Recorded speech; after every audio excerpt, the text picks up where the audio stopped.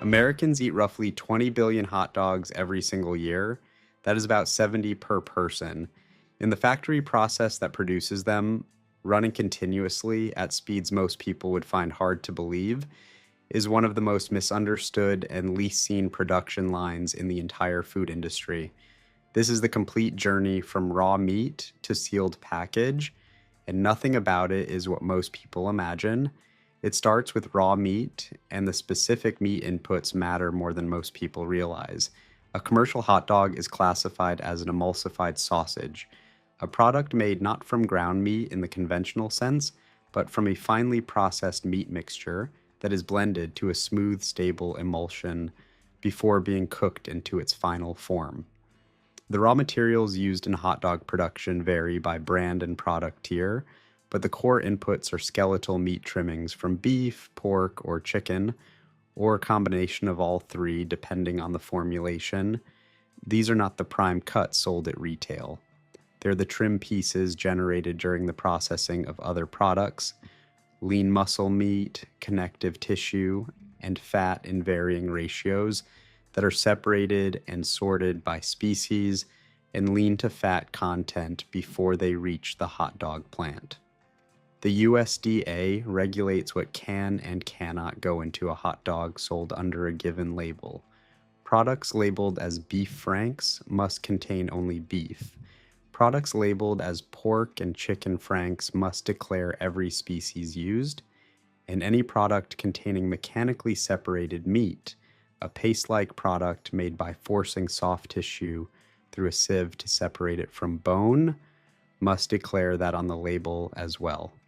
The specific blend of inputs used in any given hot dog formula is a function of cost, protein content targets, fat content targets, and the flavor and texture profile the brand is trying to achieve.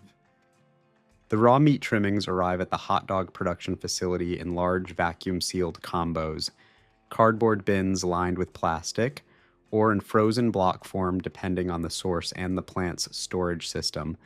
Fresh trimmings are held in refrigerated receiving areas at temperatures just above freezing. Frozen blocks are held in frozen storage and tempered, partially thawed to a semi-frozen state, before they are fed into the production line. Tempering frozen blocks to the right temperature before processing is important because the grinding and emulsification equipment downstream needs the meat to be cold but not fully frozen to process it correctly. Fully frozen blocks damage equipment. Fully thawed warm meat generates frictional heat during processing that can break the emulsion and compromise product quality. The target incoming temperature for meat entering the emulsification system is typically between 28 and 34 degrees Fahrenheit, cold enough to manage the heat generated by subsequent processing, but workable by the machinery. From receiving and temperature management, the raw trimmings move into the initial size reduction stage. Large meat trimmings and partially tempered frozen blocks are fed into grinders, large industrial meat grinding machines with heavy rotating augers that push the meat toward a grinding plate with holes of a defined diameter. The grinder reduces the incoming material to a uniform particle size that the emulsifier can process efficiently. But the grinding plate hole size is selected based on the formulation. Finer grinding produces a smoother final emulsion. Coarser grinding processes faster. For a commercial hot dog, the target is a fine, smooth final product. So the grinding step is often done in two passes, a coarse pass to break down the larger pieces, followed by a finer pass that prepares the meat for the emulsifier. The ground meat exits the grinder at a low temperature, having been kept cold by both the incoming meat temperature and the refrigerated environment of the processing area. Ground meat moves from the grinder to the bowl chopper or emulsifier, the machine that performs the most technically critical step in hot dog manufacturing and the one that determines the final texture and stability of the product. A bowl chopper is a large stainless steel machine with a rotating bowl and a bank of curved, high-speed rotating blades positioned above the bowl. The ground meat is loaded into the bowl, and as the bowl rotates, the blades cut through the meat with high velocity, progressively reducing it from coarse ground particles to an increasingly fine paste. During the chopping process, the non-meat ingredients are added in a specific sequence. Water or ice is added first to control temperature and help solubilize proteins, followed by salt, which extracts the myosin and actin proteins from the muscle cells and allows them to form the emulsifying matrix that holds the fat in suspension. Curing agents, sodium nitrite and sodium erythorbate or sodium ascorbate, are added during this phase. Sodium nitrite performs two essential functions. It inhibits the growth of Clostridium botulinum, the pathogen responsible for botulism, and it reacts with the myoglobin in the meat to produce the characteristic pink-red color that consumers associate with a cooked hot dog. Without nitrite, a cooked hot dog would be gray, the same color as any other cooked meat. The cured pink color is a chemical reaction, not a natural attribute of the cooked meat itself. Spices and flavoring ingredients are added next, the specific blend that gives each brand its particular flavor profile. Standard hot dog seasoning includes salt, white pepper, garlic, paprika, coriander, and a range of other spices in proportions that are brand proprietary and closely guarded. The seasoning blend is pre-mixed and added to the bowl chopper as a single addition to ensure consistent distribution throughout the batch. Non-fat dry milk or soy protein isolate is added in some formulations to bind moisture, improve protein content, and contribute to the structure of the final product. These must be declared on the label when used. Finally, additional fat trimmings may be added toward the end of the chopping cycle to bring the total fat content to the formula target. The chopper runs until the mixture reaches the texture and temperature targets defined in the production specification. The visual transformation inside the bowl during this process is dramatic. The coarse ground meat that loaded into the bowl becomes, within minutes, a smooth, pale pink, completely homogeneous paste that bears no visual resemblance to the meat it was made from. Temperature management during chopping is critical. The high-speed blade action generates significant frictional heat, and if the emulsion temperature rises above approximately 58 degrees Fahrenheit during processing, the protein matrix begins to destabilize and the fat separates out, a condition called a broken emulsion that cannot be corrected and results in a product with a greasy, grainy texture. Ice or very cold water is added progressively to offset the frictional heat and keep the emulsion temperature within the safe working range throughout the entire chopping cycle. The finished emulsion, smooth pink, fully homogeneous, and cold, is pumped from the bowl chopper into a holding system that keeps it at temperature while it is staged for the stuffing line. The stuffing machine is where the emulsion becomes a hot dog in shape, and the technology of this step is one of the more mechanically impressive parts of the entire line. Commercial hot dogs are stuffed into cellulose casings rather than the natural animal casings used in traditional sausage production. Cellulose casings are manufactured from processed plant cellulose. They're strong enough to hold the emulsion during stuffing and cooking, maintain the cylindrical shape of the hot dog through the thermal processing step, and, critically, are peeled off the hot dog automatically after cooking, leaving the finished product with the familiar smooth, skinless surface. The casings arrive at the facility in pleated shirred sticks, a long casing compressed onto a short tube, like the gathered fabric of a curtain compressed onto a rod, so that a single stick can yield many feet of casing as it extends during stuffing. The shirred stick is loaded onto the stuffing horn, a tube attached to the stuffing machine, and the emulsion is pumped under controlled pressure through the horn and into the extending casing. The stuffing machine operates in coordination with a linker device positioned immediately after the stuffing horn. As the casing fills with emulsion and extends forward, the linker mechanism pinches the filled casing at precise, evenly spaced intervals, creating the links, individual hot dog portions separated from each other by the twisted or clipped casings between them. The spacing is controlled to produce a hot dog of the target length and weight, and the linker operates continuously at a speed matched to the output of the stuffing machine.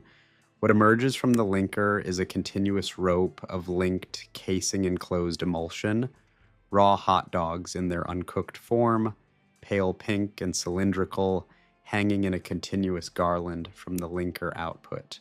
From the linker, the filled and linked casings are loaded onto smoke sticks, horizontal metal rods that are hung across the width of a wheeled rack.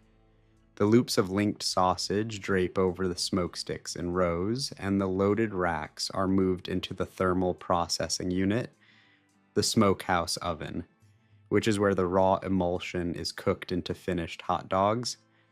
The thermal processing cycle in a commercial hot dog smokehouse is a multi-stage programmed sequence that runs automatically. The first phase applies smoke, a controlled introduction of wood smoke into the cooking chamber that deposits smoke flavor compounds onto the surface of the casings and, through the permeable cellulose, into the outer layer of the product. The smoke source is typically liquid smoke, atomized into the chamber, or natural wood smoke generated by a smoke generator. The specific wood type used affects the flavor character of the smoke.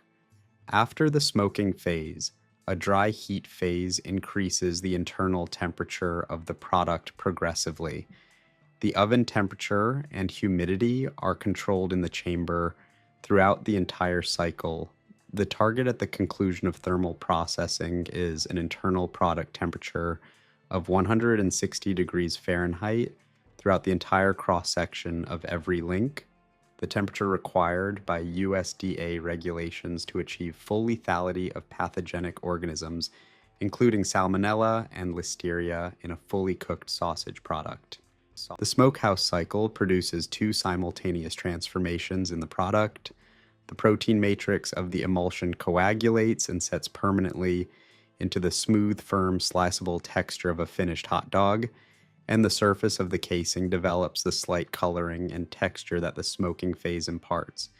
The internal color changes from the raw pale pink of the uncooked emulsion to the deeper, warmer pink of the cured cooked product, the color the nitrite reaction produces in cooked meat.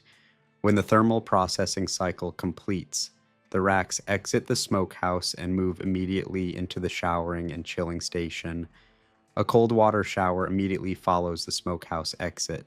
High-volume cold water sprays that are directed at the hot product from all angles, beginning to drive the surface temperature down rapidly as soon as the cooking cycle ends. This shower serves the same purpose as the rapid chilling used in any fully cooked sausage operation. It drives the product temperature through the bacterial growth zone as fast as possible to prevent any pathogen that survived the cooking cycle, though the regulatory temperature target is designed to achieve full lethality, from having time to multiply before the product reaches its final refrigerated state. After the shower, the chilled product moves into a blast chill room where forced refrigerated air drives the internal temperature of each link down to below 40 degrees Fahrenheit before the next step. The chilled, fully cooked hot dogs on their smoke sticks are now moved to the peeling line, and the peeling step is the one that produces the smooth, skinless surface of the finished retail hot dog. The smoke sticks are unloaded from the racks, and the garlands of linked hot dogs are fed into the peeling machine. The peeler uses a combination of a steam jet and a mechanical strip mechanism. The steam briefly loosens the adhesion between the cellulose casing and the surface of the cooked hot dog, and a blade or jet strips the casing free from each link as it passes through the machine. The casing peels away continuously, leaving the smooth, firm, fully cooked hot dog surface exposed. The peeled casings are collected as waste and disposed of. The peeled hot dogs continue forward on a conveyor, now looking exactly as they do when pulled from a retail package. The smoke sticks are unloaded from the racks, and the garlands of linked hot dogs are fed into the peeling machine. The peeler uses a combination of a steam jet and a mechanical strip mechanism. The steam briefly loosens the adhesion between the cellulose casing and the surface of the cooked hot dog, and a blade or jet strips the casing free from each link as it passes through the machine. The casing peels away continuously, leaving the smooth, firm, fully cooked hot dog surface exposed. The peeled casings are collected as waste and disposed of. The peeled hot dogs continue forward on a conveyor now looking exactly as they do when pulled from a retail package. From the peeler, the hot dogs move immediately into a final inspection and quality check pass. Camera systems and human inspectors review the peeled product for surface defects, tears, incomplete peeling, color irregularities, or misshapen links that don't meet the dimensional specification. Defective pieces are removed from the line. Accepted hot dogs move forward to the packaging system. The packaging line for retail hot dogs operates as an integrated weighing and packaging system that handles the product at high throughput. For vacuum packaging, the most common format for retail hot dog products, the hot dogs are oriented and counted into the package configuration required for the specific product SKU, 8 to a pack for standard products, 6 to a pack for larger diameter franks, 10 to a pack for economy products. The count and orientation are managed by an automated lane system that groups the hot dogs into rows and pushes them into the package forming station. Vacuum packaging for hot dogs uses a thermoform fill seal machine, a system that takes a roll of flexible plastic film, forms it into a tray shape by heating and pressing it into a mold, fills the tray with the hot dog count, applies a top film seal, and pulls a vacuum between the two film layers before sealing is completed. The vacuum removes oxygen from the package interior, which performs two functions. It extends the shelf life of the product by eliminating the oxygen that would otherwise support the growth of spoilage organisms and the oxidation of the fat and pigments in the meat, and it presses the film tightly against the hot dogs, producing the tight wrap appearance of a retail hot dog package where the film conforms closely to the surface of each individual link. After vacuum is pulled and the top seal is applied, the multi-pack is cut from the continuous film web. Each sealed package passes through a check weigher that verifies the total net weight of the package against the declared weight on the label. Packages outside the tolerance band are automatically diverted. Every package then passes through a metal detector coil that scans for metallic contamination at the sensitivity level required by the plant's HACCP plan and customer specifications. Both the check weigher and the metal detector run continuously and log every reading and divert event as part of the facility's ongoing quality and food safety documentation. Approved packages move to the labeling station where the printed retail label carrying the brand, product name, net weight, ingredient declaration, nutrition facts panel, and best before date is applied. Labeled packages move to the case packing station where they are grouped into the count required for the shipping case. The case is assembled, sealed, and coded with production date, shift, and best before information before being palletized. Robotic or mechanical palletizers stack the sealed cases onto pallets in programmed configurations, and completed pallets are stretch wrapped, labeled for distribution routing, and transferred to refrigerated finished goods storage. From refrigerated storage, the pallets enter the cold chain distribution network, temperature-controlled trucks carrying the product to regional distribution centers or directly to retail receiving docks, where the hot dogs continue their refrigerated existence on the shelf until a consumer picks them up.